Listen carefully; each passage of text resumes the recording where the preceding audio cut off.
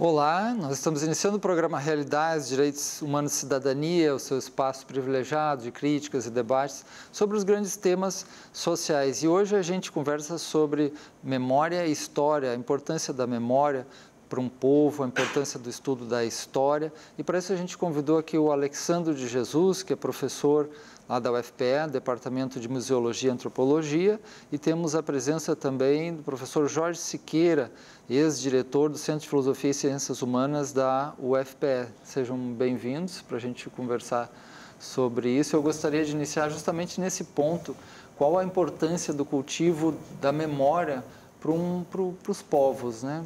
Vamos pensar, depois vamos falar um pouco sobre o Brasil, que são muitos povos dentro de um povo, né? Muitas datas históricas, muitas dimensões da nossa história, dimensões esquecidas, mas, em tese, qual a importância da ideia de memória coletiva, de uma memória brasileira?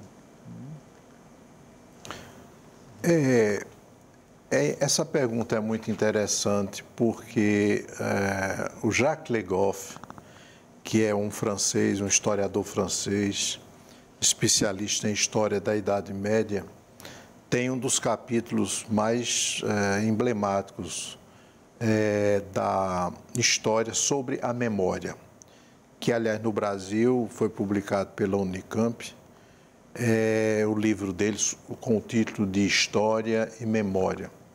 E é interessante porque o Jacques Le Goff, ele começa falando sobre a memória e dizendo que, chamando a atenção, que o que é emblemático nesse tema da memória é exatamente essa vinculação coletiva da memória.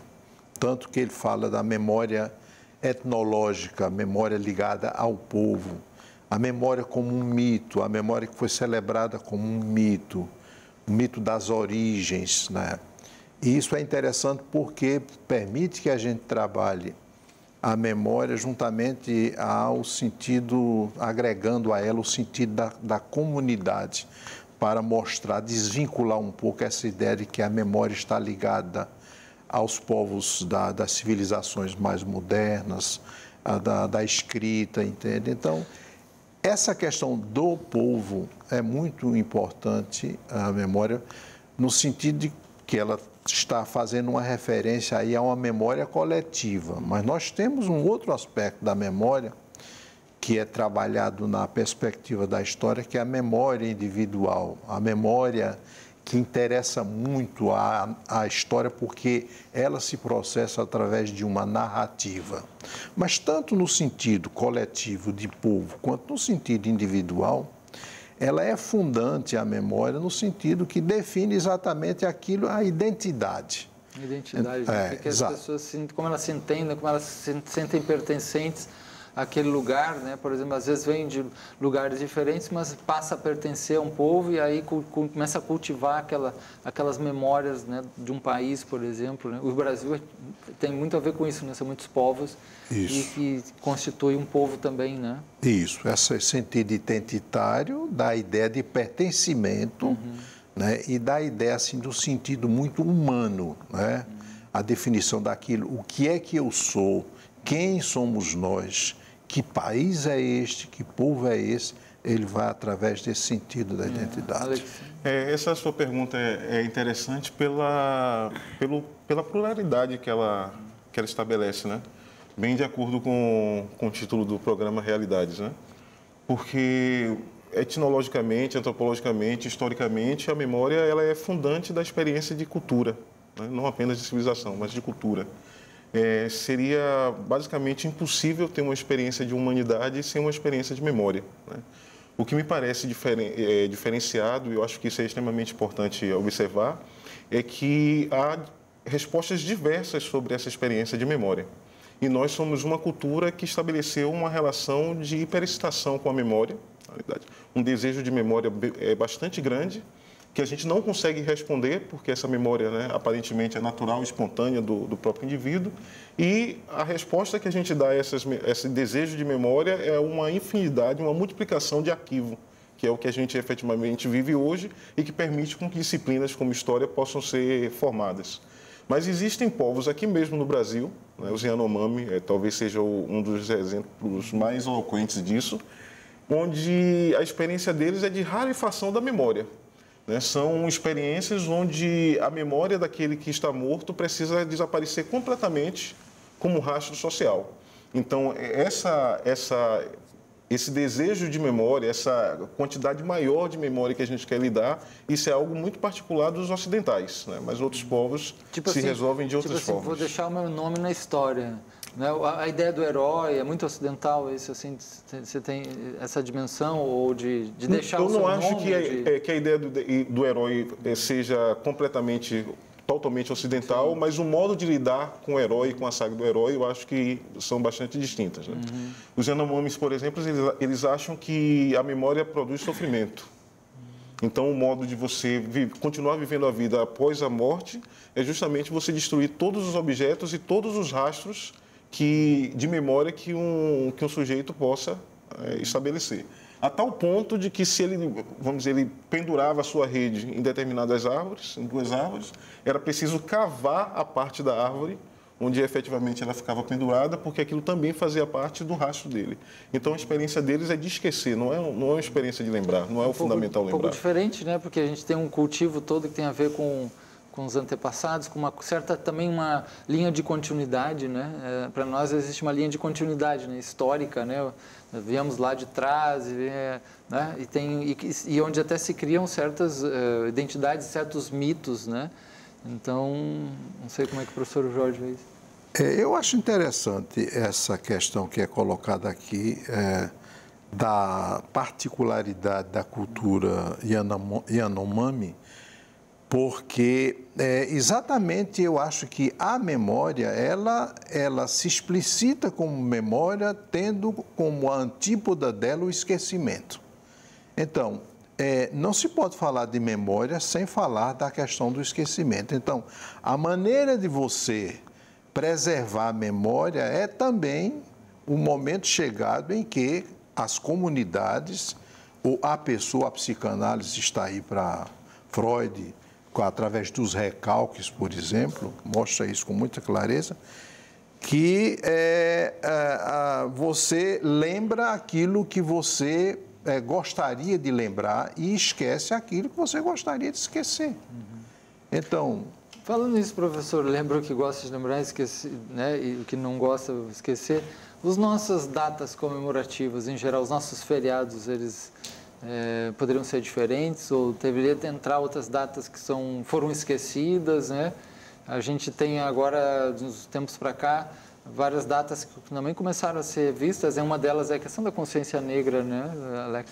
Você talvez pudesse até falar um pouco disso, né? E alguns se tornam feriados, outros não. Então, quem determina a importância dessas celebrações, dessas comemorações, dessas memórias que se retornam e que são feitas para se repetir, para a gente lembrar e criar essa identidade, né? Essa inserção? Essa ideia de marco tem aglutinado muito a experiência de reflexão ou de uma aparente reflexão na nossa sociedade, né? Essa semana, por exemplo, é uma semana extremamente congestionada de atividades sobre a experiência da escravidão atlântica ou da história dos afrodescendentes, ou mesmo o momento atual, né, da nossa experiência como afrodescendentes. Então, quase que você não encontra agenda, não é, para frequentar ou para promover eventos e debates, né, sobre isso. Mas isso é algo muito interessante, porque esses momentos, eles se tornam, a gente chama geralmente de pontos de memória, mas eles têm como característica serem arquivos, ou seja, serem suportes da memória. Então, me parece que tem uma coisa muito séria, né, na discussão que a gente faz com esses pontos de memória. É que a gente concentra, geralmente, uma celebração que quase nunca tem uma crítica efetiva, embora críticas sejam feitas, mas o caráter de celebração muitas vezes asfixia o aspecto crítico, né, do momento, e faz com que a gente concentre toda a nossa lembrança, toda a nossa memória dessa experiência nesses marcos. E todo o cotidiano ele continua sendo, não é, dispensado, deslembrado em relação a essas experiências. Então, hoje, me parece que esses pontos de memória, eles têm tido um efeito inverso do que se pretende. Ao invés de produzir uma capacidade maior de lembrança, me parece que ele está desonerando a gente de lembrar e fazendo com que o próprio suporte seja a lembrança que eu posso visitar a meu bel prazer, mas isso não acontece de fato, né? É só Como nesses... é que é, traduzindo um pouquinho para nós aqui, para o telespectador, dá algum exemplo disso que você está falando, assim, para a gente tentar... O que eu estou tentando dizer é que, na realidade, muitas vezes a gente vê essas datas como datas que produzem potência para o pensamento e para a experiência, e muitas vezes ela libera a gente dessa potência. Ou seja, ao invés de eu distribuir, por exemplo, todos esses eventos durante o ano, e isso se tornar uma reflexão contínua, eu concentro naquele momento, que se torna crítico e celebrativo, mas o resto da minha experiência fica... É como se escolhesse um dia para a gente pensar sobre isso. Me desonerando todo o resto da minha vida de pensar sobre isso. Aliás, eu acho extremamente significativo, exatamente disso que o professor está falando aqui, a gente ter, por exemplo, o Dia do Índio, por exemplo, o Dia da Consciência Negra, ou a Semana da Consciência Negra. Dia do Meio Ambiente. O fato de você eleger um dia, né, é como se estivesse dizendo, olha, há um perigo, existe um esquecimento geral e nós vamos fazer um marco aqui, né? E esse marco ele se torna muito mais do que simplesmente lembrar, um dia de se lembrar, mas ele se torna, quer dizer, de memória, de memorizar, mas ele se torna um ato de comemoração. Então, isso tem um caráter, digamos, oficial, um caráter burocrático, né? E que, na realidade, esconde toda uma infraestrutura, todo um dia a dia, uma cotidianidade de permanências, entendem, que são negados essas coisas. É a questão exatamente de lembrar para não esquecer, né, o que a gente falava. Isso se acontece, por exemplo, o Dia da Mulher, por exemplo, o Dia do Índio, o Dia do Negro, o dia, enfim, tantos dias aí, né? E a gente sabe que não há necessariamente o dia do homem, né, o dia do branco, né, porque se fala do dia do negro, porque não poderia falar também da consciência branca, entende? Então, quer dizer, é muito mais um ardil, né, é um ardil de uma cultura, né, que ela quer comemorar, né, escondendo aquilo que, na realidade, ela esconde dentro da sua própria memória. Eu vejo alguns desses, né, por exemplo, como da consciência negra, um momento também que as pessoas podem discutir, fazer isso, eventos, como você falou, né, e trazer à tona o tema, né?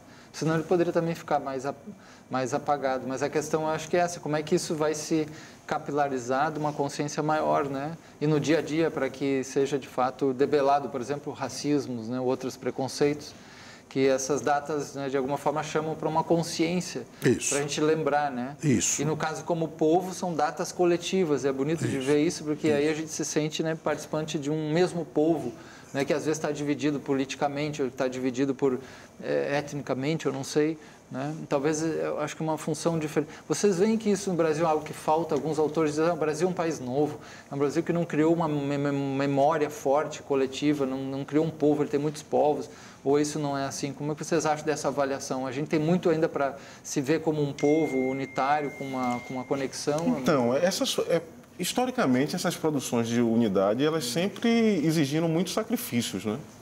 Sacrifícios, inclusive, de você fazer com que uma série de memórias sejam apagadas para você constituir, não é, essa experiência totalitária.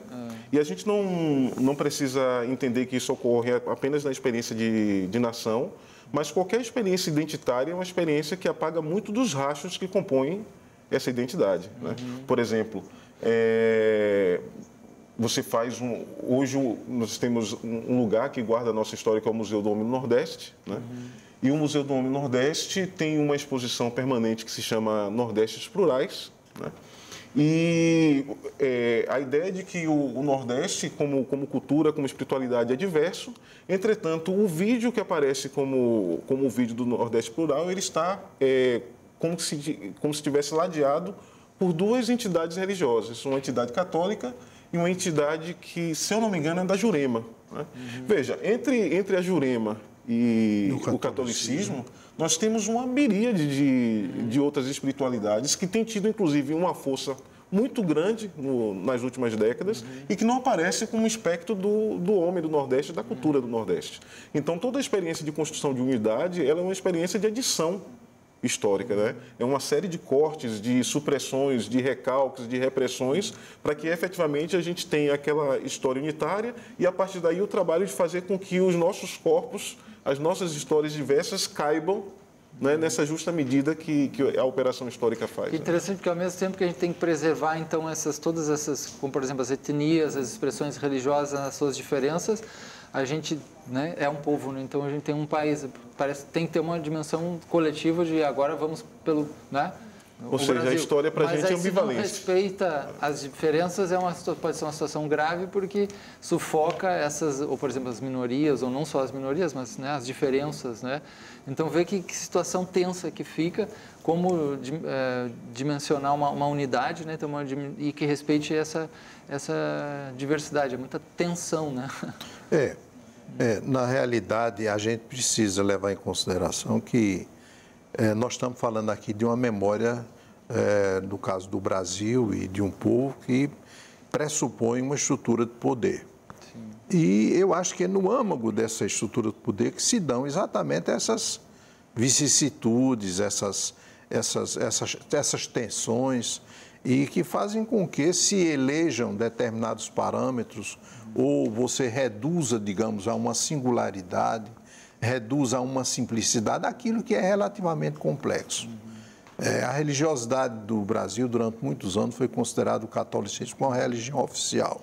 Mas era uma religião oficial onde o catolicismo aparecia com a sua fachada de um catolicismo de elite, um catolicismo de uma classe dominante, entende? De uma classe elitizada. Quando, na realidade, as práticas católicas, né, de matriz populares ou de matiz popular, elas eram bastante diversificadas, né? E eu acho que nossas igrejas, mesmo católicas, eu não quero nem me referir às outras religiões, por exemplo, dos afrodescendentes, as religiões de Umbanda, entendeu? Né? Que existem, que são riquíssimas aqui no Brasil, espiritismo e outras denominações, entende? Mas elas eram, digamos, reduzidas a uma simplicidade naquilo que, na realidade, é complexo, né? Era uma complexidade como são as práticas católicas populares, entendeu? Certo. A gente tem que fazer um intervalo, está bem interessante esse tema aí. Logo, logo a gente volta para conversar aí sobre o tema da memória e história. Já, já.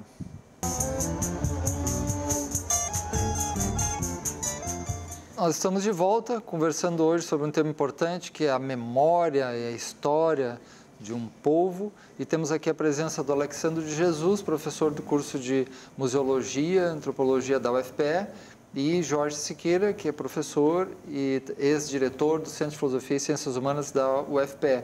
E ele justamente falava sobre a relação entre memória, história e poder, né? Quer dizer, quem determina o que a gente comemora, quem determina as nossas memórias, tem uma dimensão de poder aí, né? Não é toda a pluralidade, não é qualquer pessoa que escolhe isso, não é? Na história, na historiografia, ou seja, nos trabalhos que trabalham o conceito de história, a teoria da história, como nós já dissemos aqui, esse conceito de memória, ele é fundamental. Existem dois conceitos muito importantes na história, para a história, que é o conceito de memória e o conceito de tempo. Exatamente porque não existe memória sem uma narrativa. Daí a ligação íntima entre memória e história. E não existe narrativa sem você vinculá-la a uma certa capacidade de contar, de narrar, de explicitar, né? Então eu lembro aqui, por exemplo, que esse gesto teórico que eu estou falando aqui, esse imbróglio teórico, esse conjunto teórico, sistêmico de vinculação entre teoria e história, entre narrativa e tempo, é muito claro, fica muito claro quando a gente, por exemplo, começa a contar uma história a uma criança, né? Então, quando a gente começa a dizer, era uma vez, né?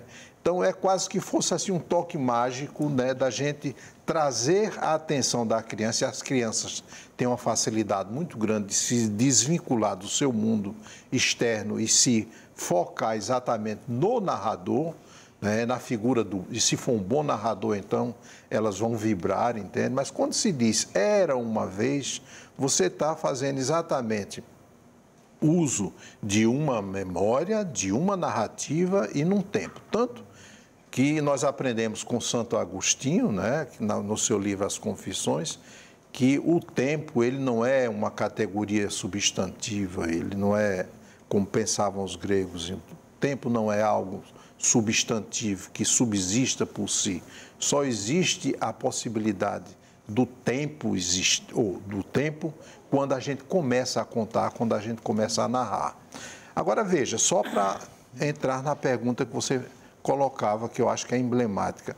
A tendência é que, como nós dizíamos, falando de uma memória, ela é individual, né? Nós não estamos aqui trabalhando esse conceito de história de memória individual, nós estamos aqui ainda no conceito de memória coletiva, memória de um povo, memória de uma nação, memória de uma comunidade.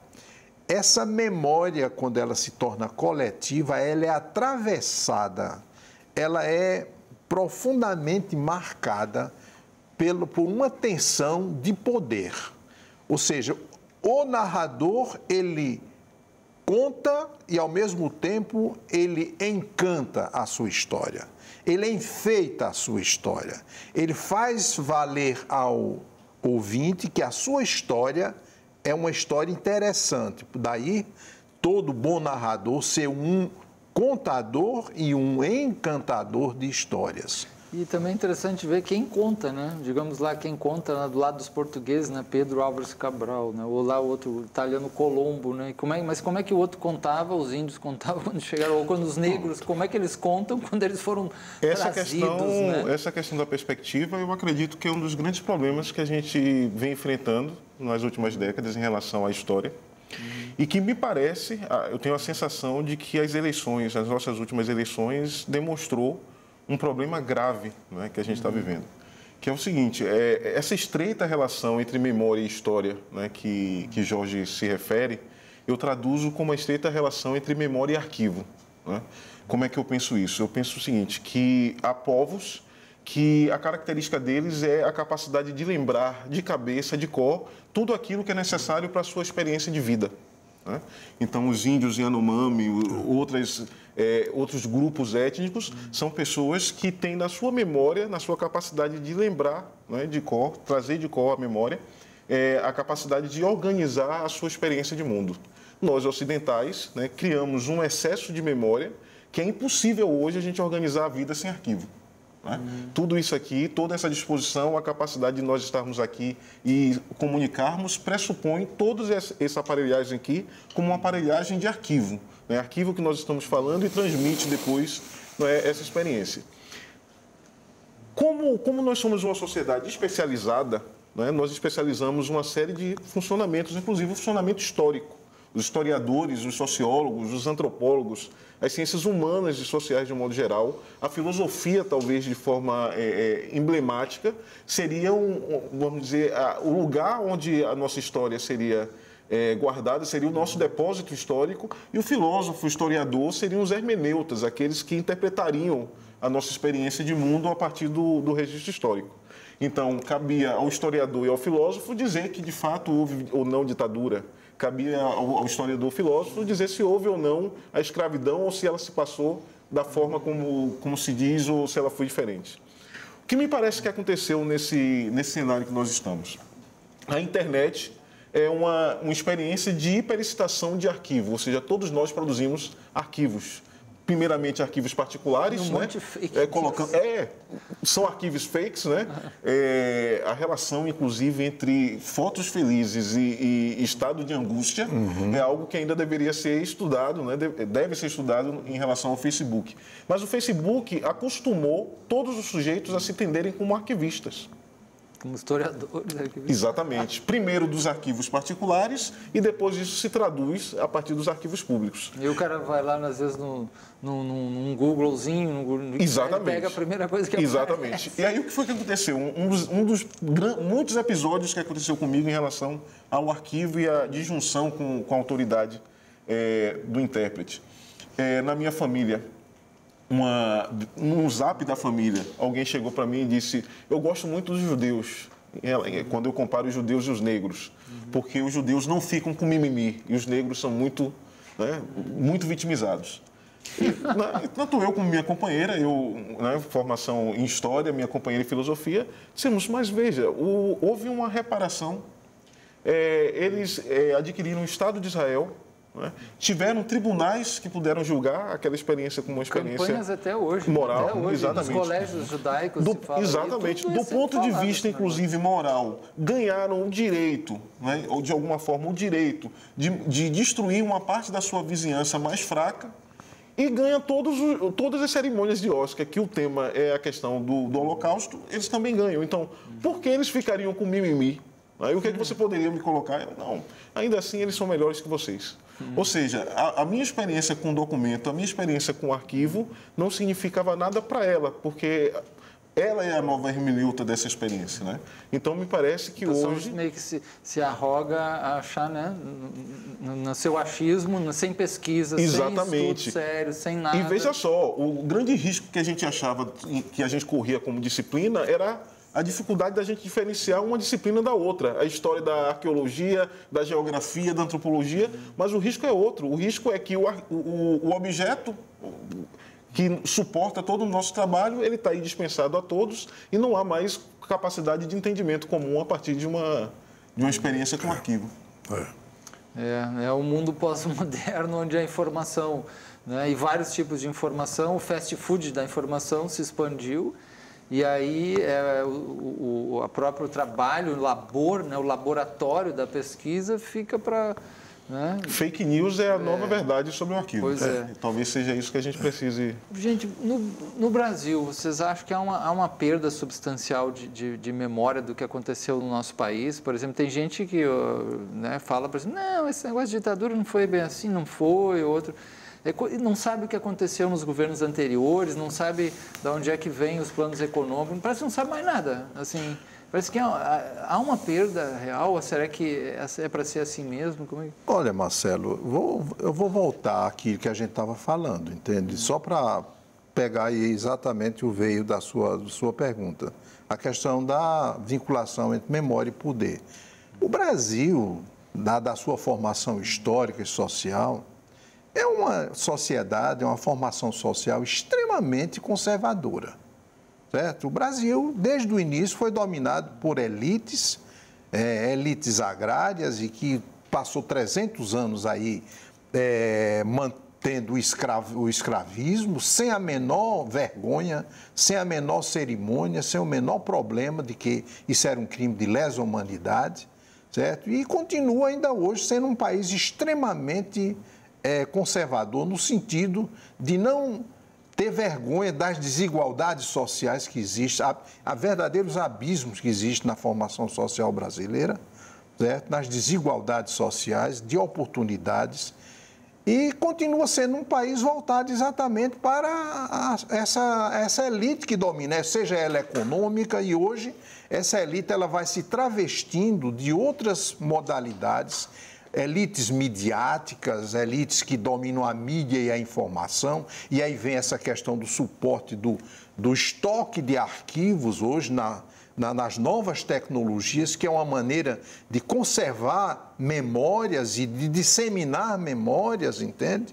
Então, vai complicando muito.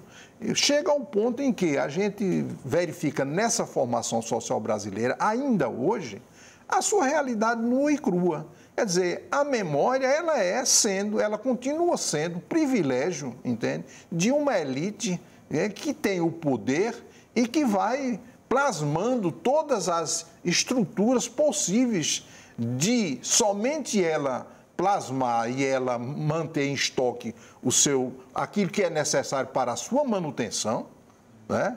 A sua manutenção e a sua prevalência, entende? E deixando de lado à margem a grande parcela da população, e aí a gente coloca todas essas não apenas minorias, mas verdadeiras maiorias da população brasileira, porque a gente poderia falar dos negros, dos homossexuais, dos índios, mas dos pobres, dos sem teto, dos sem terra, entende? Eles estão à margem de uma memória, então eles não têm a possibilidade, não têm a oportunidade de contar a sua memória e fazer as suas narrativas. A história do Brasil é a história das elites. A história do Brasil é a história do conservadorismo. Portanto, essa memória na história do Brasil, ela está muito vinculada a uma estrutura de poder, ela obedece exatamente a essa tensão de poder. E no caso dos museus, né, Alexandre, você que está aí nessa área importante, né, da museologia, que é algo novo, né, relativamente novo, né, como é que isso é visto, essa questão da preservação da memória como algo importante para o povo, a ideia do museu? Tem isso. Talvez a museologia seja as disciplinas entre as humanidades que mais carrega em si um desejo de memória. Ela toma essa ideia de dever de memória como a experiência mesmo fundante, né, dela e aquilo que movimenta ela como experiência. Entretanto, a gente precisa pensar o museu de duas formas, né? A gente precisa pensar primeiro o museu como um tipo de arquivo, um arquivo preocupado com uma disposição estética das coisas, ou seja, não é um arquivo que quer apenas produzir o documento, mas ele quer que o documento tenha uma certa estética, se apresente de uma certa forma e possa produzir, inclusive, uma certa ilúzio. E didática também, né? Mas muito mais uma ilúzio do que uma racionalidade. E se a gente pensar que nas sociedades democráticas, quanto mais se tem acesso ao arquivo, mais a democracia se estabelece, então os museus são efetivamente importantes, né, de forma decisiva para a nossa experiência de democracia ocidental, né? Essa tentativa de controlar o arquivo, como de alguma forma a gente começa a ver, ou seja, a experiência governamental ou de Estado começar a se preocupar em estabelecer qual é a verdadeira história de um país, então a gente vê que a democracia está correndo risco, porque isso significa também um fechamento dos arquivos. Então, é importante porque ela é um sintoma, não é, de como está a nossa democracia. Mas a gente precisa prestar também muita atenção de que esse excesso de história, né, precisa ser visto também na lente não apenas do historiador ou do museólogo, mas também pela lente de determinadas filosofias, como a filosofia nietzschiana, né, que desde o século, né, primeira metade ali do século XIX ainda, já chamava atenção para o engensamento que a experiência histórica poderia trazer para a vida, né? A impossibilidade mesmo de nós sermos uma sociedade criativa por causa do excesso de história que a gente vive. E não foi só ele que tematizou, né? O Flaubert também, em Bouvard e Pécuchet, faz essa mesma reflexão. No século XX, o Jorge Luiz Borges, com Funes, o Memorioso, também faz essa reflexão de que há alguma relação entre história e engessamento.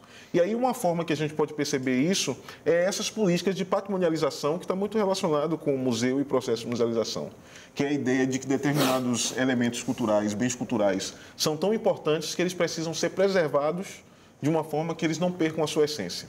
Olha o que acontece.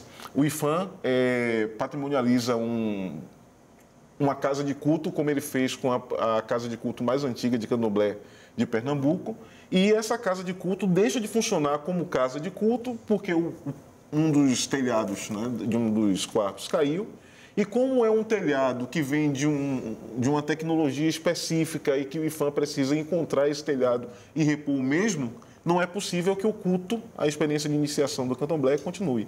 Então, o desejo de preservação do candomblé acabou matando a própria prática do candomblé, que não consegue se realizar já há alguns anos em função do interesse histórico. Então, no mínimo, a nossa relação com a história e com a memória é ambivalente.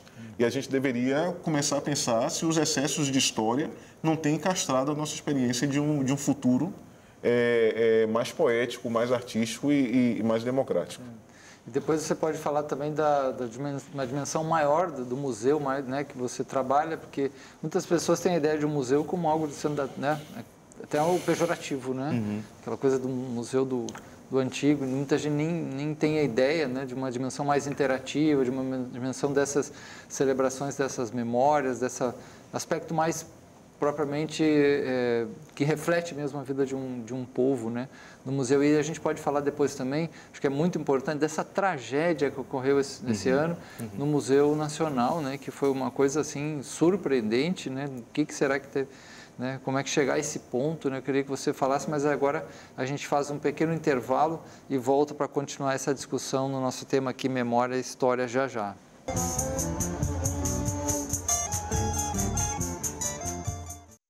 Nós estamos de volta hoje conversando sobre a questão da importância da memória e da história, né, do Brasil, dos povos, né? E o nosso convidado Alexandre falava sobre a questão dos museus, e aí eu peço para você falar sobre essa tragédia, um pouco do que representou essa perda do Museu Nacional, uma coisa avassaladora, né? É uma perda de um arquivo valiosíssimo, incapaz uma parte dele de ser recuperado, né? E que produz lacunas imensas, né, na experiência de história do país, né? Pensando que todo arquivo ele tem uma dimensão para o futuro, né? O que o historiador faz a cada época não depende apenas do documento que ele tem à disposição, mas da idade da técnica, né, das técnicas que ele também tem à disposição e das demandas políticas que vai colocando também para ele problemas, né? Então ele retorna para aquela mesma massa de documentos e consegue muitas vezes fazer uma história completamente nova, completamente outra, completamente divergente dos véios de história que já tinham sido, não é, produzidos. Então, muitas vezes, quando a gente pensa na destruição do Museu Nacional, a gente pensa no passado que perdeu, mas pensa muito pouco no futuro, né, nos futuros possíveis que a gente poderia construir através daquela documentação, né? Isso poderia produzir projeções, né, sobre o que é o Brasil, sobre a sua identidade ou sobre aquilo que ele deveria perder ou esquecer, não é, para melhor funcionar. E perdendo essa massa, a gente perde também essa elasticidade, essa imaginação que é tão necessária quanto as questões materiais para produzir nacionalidade, né? Professor Jorge, né, você coordenou um bom tempo, né, dirigiu, né, o Centro de Filosofia e Ciências Humanas. Fale um pouco para nós da importância das ciências humanas e aqui também especialmente a questão da história, né, mas a importância para um povo, né, porque às vezes a gente vê certas pessoas dizendo assim, não, isso aí, o negócio é a gente estudar coisas técnicas e produzir pronto, né? E aí, como é que você vê isso, assim, uma sociedade, né, mais tecnificada, parece que a gente pode deixar de lado as dimensões das ciências humanas? Marcelo, muito obrigado por colocar essa pergunta que diz respeito à minha própria experiência e minha vivência como professor e servidor lá na Federal, mas eu queria só me reportar, en passant, a questão aqui do que foi colocado aqui para o professor, meu colega, sobre o Museu Nacional. Eu queria dizer, acrescentar ao que ele aqui colocou, alguma coisa, que esse Museu Nacional, ele é um museu nacional. Veja, não é qualquer museu. Ele é um museu, primeiro porque a origem dele, como se originou, e o acervo que ele tinha, como ele mesmo já colocou aqui, tem uma importância fundamental, mas, sobretudo, acho que há uma segunda coisa muito importante, que esse Museu Nacional era uma sala de aula, um laboratório vivo da própria Universidade Federal do Rio de Janeiro. Então, você veja que o descaso desse país, dessas nossas elites governamentais, políticas, de governo, de Estado, com relação à nossa memória, ela se materializa nesses acidentes. Um acidente é um acidente. Mas imaginar que o museu mais importante, em termos de acervo e de significado mesmo do conceito de museu, como ele é, tenha que passar por uma experiência traumática dessa, revela, no mínimo, um descaso com técnicas de preservação, entendeu? Porque eu acho que o incêndio que aconteceu lá, o que chamou a atenção, é que não havia nada que estivesse como anteparo para poder evitar uma calamidade daquela natureza. Ou Então, mitigar, ou pelo menos mitigar. ou pelo menos mitigar. Os investimentos nos últimos anos parece que tinham sido reduzidos também, né, na proteção. Sem dúvida. Passa por aí redução de verbas, de dinheiro. A própria Universidade Federal do Rio de Janeiro já havia colocado essas questões. Quer dizer, revela quantos outros museus que não são nacionais, mas são estaduais, que são locais, são municipais, entende? São particulares. Eles não estão à mercê de novas tragédias como essa. Então, deixa isso para que o telespectador nosso, ele reflita com um caso concreto de descaso dessas elites, entende? Desses que detêm o poder, entende? E nós temos uma responsabilidade imensa sobre isso, porque nós somos professores de universidade, de denunciar isso, né? A questão ligada ao Centro de Filosofia, eu acho que fica uma reflexão da minha experiência lá como diretor de um centro de humanidades, né? Onde você tem a psicologia, a história, a antropologia, a sociologia e a geografia e outras, a filosofia, né? Nós vivemos um ambiente na universidade onde a importância que tem um centro desse para uma região nordeste como o Brasil, do nordeste do Brasil, um estado como o Pernambuco, ela é muito importante no sentido da gente, ela é estratégica, no sentido da gente, até porque tem um curso de história, né? E agora nós temos um curso de museologia, né? De museologia, o que é um privilégio para um estado e uma cidade como Recife, no sentido de que nós temos um patrimônio imenso aqui a ser trabalhado, a ser estudado, entende? Em termos de museologia. Então, eu vejo assim como tem havido um progresso enorme no campo das humanas para essa perspectiva de preservação da memória. Mas quero chamar a atenção, no meu modesto modo de ver, não apenas dos telespectadores, de que essa preservação da memória, ela é importante porque, como se diz, existe lá no estádio do Chile, no Estádio Nacional, aquela frase que diz que um povo sem memória é um povo sem futuro, não é? Quer dizer, essa questão toda de a gente preservar a memória é porque se a gente não aprende com a nossa própria história, nós não estaremos preparados para enfrentar o amanhã. Se nós não aprendemos como enfrentamos uma dificuldade, nós não saberemos sobreviver a novas dificuldades.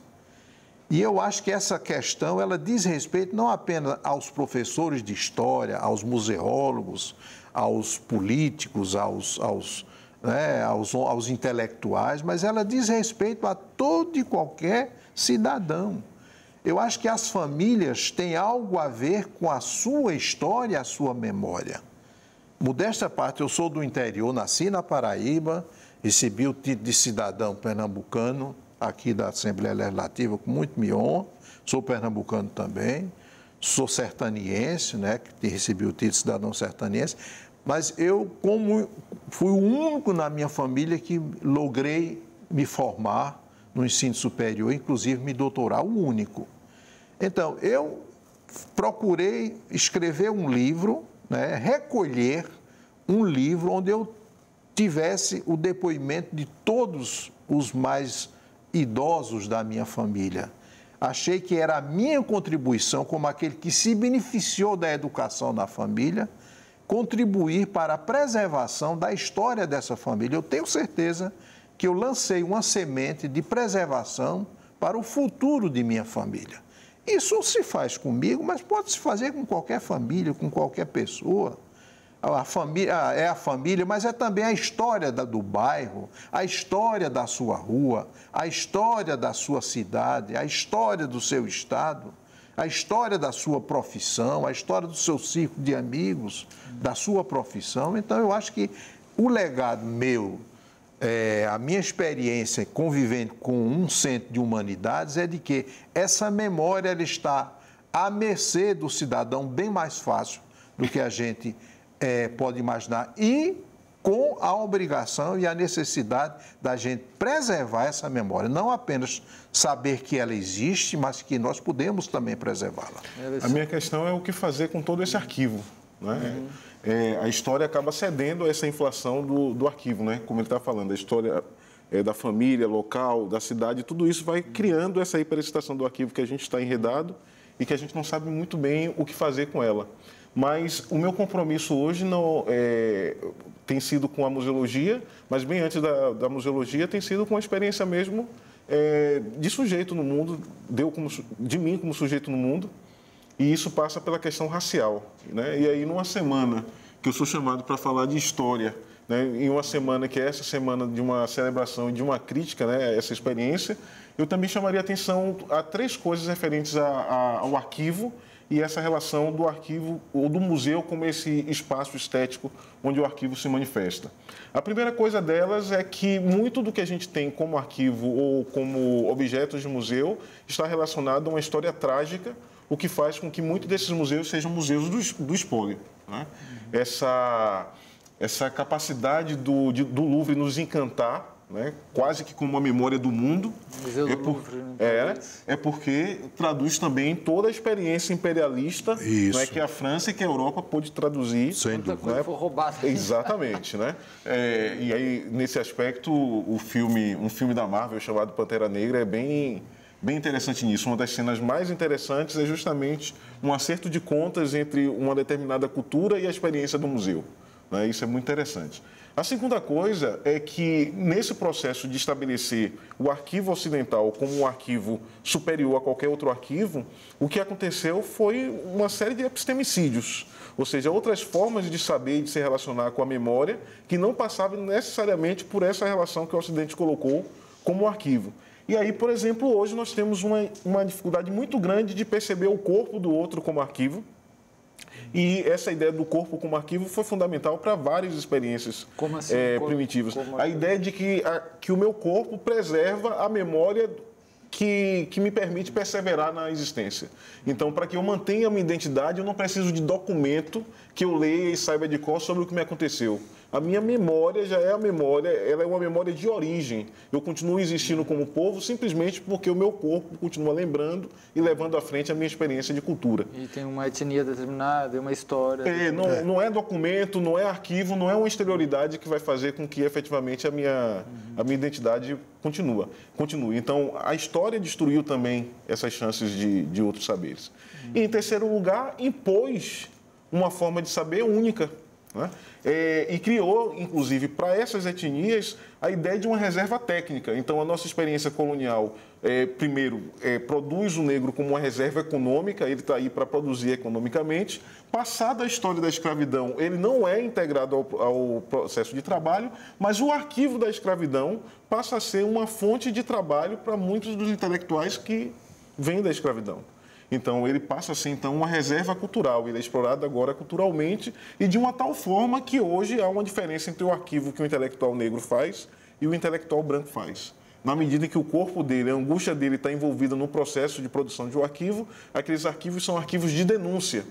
Enquanto o outro, que pode se esconder, não é, pela neutralidade na ideia de uma experiência científica não comprometida com a escravidão, tem um papel de diagnóstico, um papel de uma experiência intelectual inteira. Então, todas as vezes que a gente diz intelectual negro, na realidade a gente está demonstrando uma característica precária da relação dele com os arquivos e com objetos da ciência, ou seja, é um meio cientista, é um meio intelectual, entendeu? É um meio arquivista. Então, essas 3 dimensões também, que são dimensões perversas do arquivo, que é uma pulsão, um mal de arquivo, como Derrida diria, né? Faz parte e a gente precisa refletir sobre isso. Nesse pouco tempo que a gente tem, vamos falar um pouquinho dessa, já que voltou essas discussões sobre a história do Brasil e ditadura, um pouquinho sobre a gente conhecer um pouco essa nossa história do Brasil, né? Estudar mais essa história do que aconteceu, tanto a história da questão étnica também, mas mais atualmente esses últimos tempos no nosso país. Como é que você vê a importância disso, professor? Pois eu acho que nós temos uma tendência, existe uma tendência uma permanência na história brasileira da gente jogar por baixo do tapete né, da gente jogar fora pela janela, né, as experiências que a gente, as vivências que a gente teve, no sentido, sobretudo, que diz respeito ao prejuízo para as classes despossuídas e nós, por exemplo, não contamos, nós não narramos, nós não temos praticamente, temos raros vestígios da história da escravidão no Brasil, da escravidão. Afora essa questão que se coloca do testemunho negro, da presença negra viva, dos corpos, né? Nós temos, do ponto de vista mesmo de deixar de traços, como diria, traços, vestígios, o documento como um traço, como um vestígio, não necessariamente a reprodução fiel daquilo que foi, mas um sinal, né? A coisa que você terá que trabalhá-lo muito para poder, inclusive, decodificar o significado dele. Nós temos uma ausência completa, entendeu? Nós temos dificuldade. Eu digo isso porque eu fui um historiador que comecei, na época do meu doutorado, a ter uma dificuldade imensa de trabalhar a escravidão no Brasil. Imensa, imensa. Tá? Os arquivos que nós dispunhamos naquele momento era de uma dificuldade incrível. A história no Brasil, ela progrediu muito, tá? Certo? Ela progrediu muito. E por quê? Porque nós temos o hábito de botar por debaixo do tapete. E a mesma coisa com relação eu diria, a escravidão nunca foi debatida no Brasil. Nós temos 130 anos da decretação do final da escravidão. Que trabalho nós tivemos, que discussões nós tivemos aqui na sociedade brasileira sobre o final da escravidão, entende? Eu fui convidado para uma palestra sobre isso, né? E nós queríamos levar trabalhos, reflexões, né, sobre isso, e não tem, né? Nós continuamos ainda branquinhos da Silva, né? Como se a escravidão tivesse decretada miraculosamente, que na realidade não é o caso, né? E sobre 1964 é outra questão. Quer dizer, bem ou mal, nós tivemos uma comissão da verdade com um sacrifício imenso, imenso, de coletar documentos, né? Deus sabe como, né? É muito importante. A gente fez um programa sobre isso, sobre esse tema, muito importante, né? Essa comissão. Que era uma tentativa de desencadear, digamos, um trabalho no Brasil de contar essa história. Contar essa história, porque se não se contar a história da escravidão, entende? Nós não vamos saber o que é escravidão. Ou ela vai ficar debaixo do pano. Por que é que se conta a história do Holocausto? Porque nós não queremos repetir o Holocausto, nós não queremos repetir a escravidão, nós não queremos repetir a experiência de 1964, do golpe de Estado aqui no Brasil. Tá certo? Então, eu acho que enquanto a gente se esconder e continuarmos dando margem a que essas coisas sejam jogadas debaixo do tapete, nós continuamos com a lei do silêncio e, consequentemente, decretando o esquecimento. Gente, o nosso tempo encerrou, né? Uma pena que a gente poderia continuar, né, falando mais sobre esse importantíssimo tema. A gente vai ter que agradecer aqui os nossos convidados, né? Lembrando o nosso e-mail rapidamente, né? realidades.tvu@gmail.com, realidades.tvu@gmail.com para sugestões, críticas, etc. A gente agradece muito a presença do professor Alexsandro de Jesus, departamento lá de Museologia e Antropologia da UFPE, e professor Jorge Siqueira, ex-diretor do Centro de Filosofia e Ciências Humanas também da UFPE. Obrigado a todos e até a próxima.